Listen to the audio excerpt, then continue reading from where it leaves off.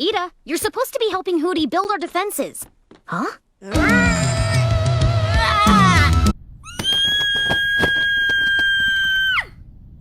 Woo!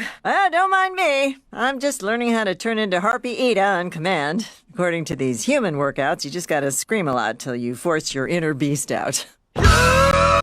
Child. Anyway, so...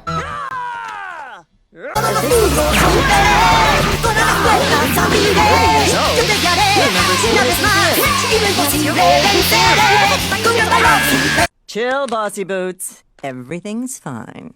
Does this seem fine to you? It's like I have snakes for arms. Please. She just has the common mold. It's harmless. But she's a human. We have no idea how it'll affect her. If I hit the portal key, would I return to the human realm? I am not getting this back until you're better, okay?